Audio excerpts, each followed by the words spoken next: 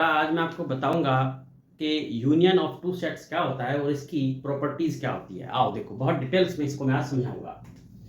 अगर हमारे पास ये दो सेट्स हैं ए एंड बी, तो इनका जो यूनियन होता है वो होता है ए यूनियन बी। इसको हम लोग क्या रीड करते हैं? यूनियन। ये मैंने यू बनाया, U for union. A union B is equal to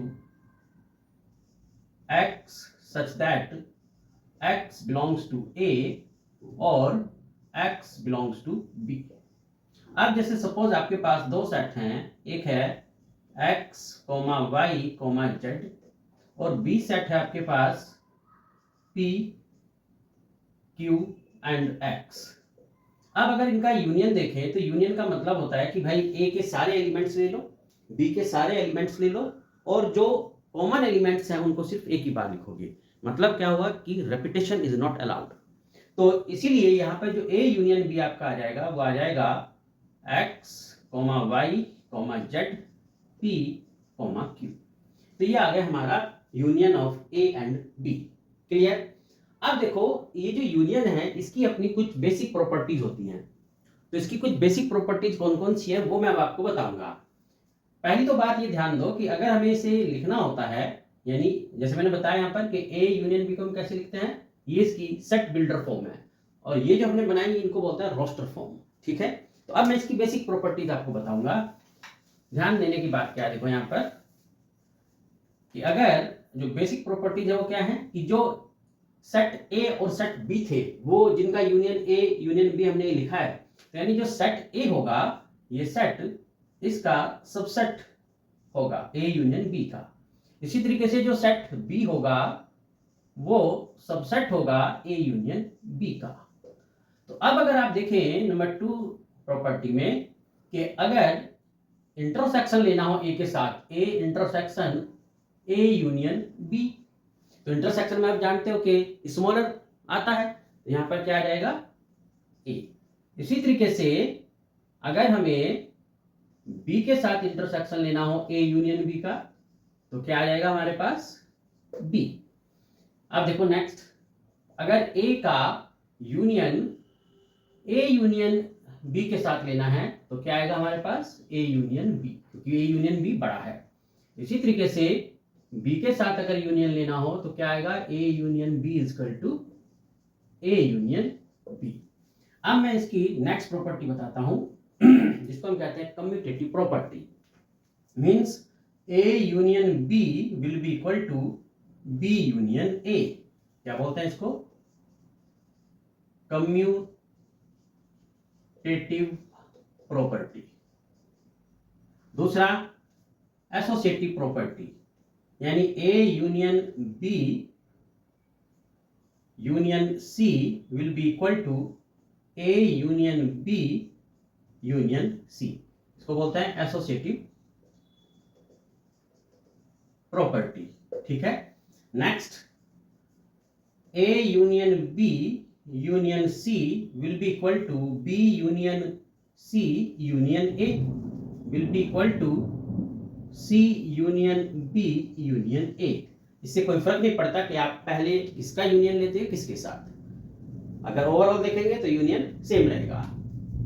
next property, if x belongs to a union b, this implies that x belongs to a और x belongs to b।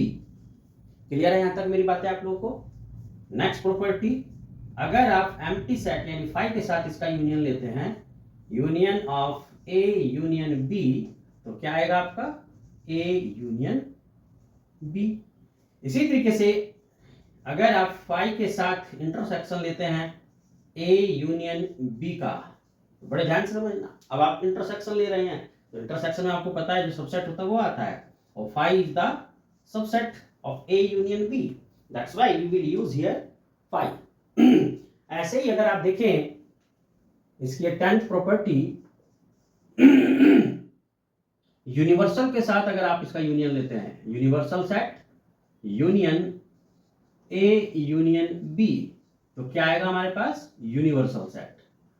ठीक है? और अगर आप universal के साथ इसका इंटरसेक्शन लेते हैं ए यूनियन बी का, तो फिर क्या आएगा, ए यूनियन बी, क्योंकि universal set is bigger than A union B.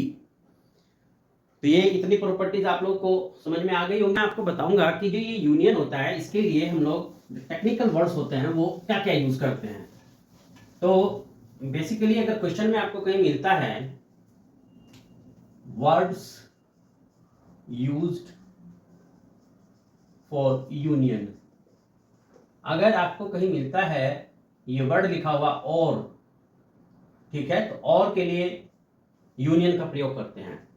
At least, इसके लिए हम लोग यूनियन का प्रयोग करते हैं। मतलब जैसे अगर हमारे पास ये दो सेट हैं ए एंड बी, राइट, और ये रिप्रेजेंट करते हैं students who play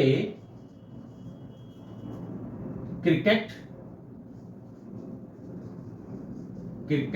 and football respectively. मतलब हमारे पास ये दो सेट्स हैं, ए रिप्रेजेंट करता है उन स्टूडेंट्स के सेट को जो क्रिकेट खेलते हैं और बी रिप्रेजेंट करता है उन स्टूडेंट्स के सेट को जो फुटबॉल खेलते हैं। तो अगर लिखा हुआ है कि स्टूडेंट्स हु प्ले क्रिकेट और फुटबॉल, तो इसका मतलब क्या हुआ कि हमें क्या फाइंड करना है, ए यूनियन बी। या इस तरीके से लिखा है students who play at least one sport, cricket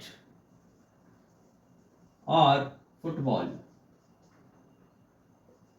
तो हम लोग तब भी क्या लिखेंगे, ए यूनियन बी। तो इस तरीके से ये और एटलीस्ट वर्ड जो होते हैं ये यूनियन के लिए यूज किए जाते हैं।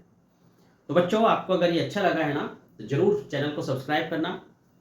मैं आपको इसी तरीके की छोटी छोटी क्लिप्स जो हैं हर टॉपिक पर दूंगा ताकि आपके जो कॉम्पिटिशन्स हैं जेई का उसमें आपको बहुत बेनिफिट मिले, और इन पर मैं फिर जो है जैसी कॉन्सेप्ट क्लियर होंगी उस पर मैं क्वेश्चंस भी इनके जेई लेवल के और एडवांस लेवल के कराऊंगा।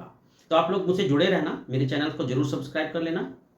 सब्सक्राइब करने से फ़ायदा क्या होगा कि आपको ये वीडियोस डायरेक्ट मिलती रहेंगी। ठीक है, तो चलिए आप लोग अपना पूरा ध्यान रखना। धन्यवाद।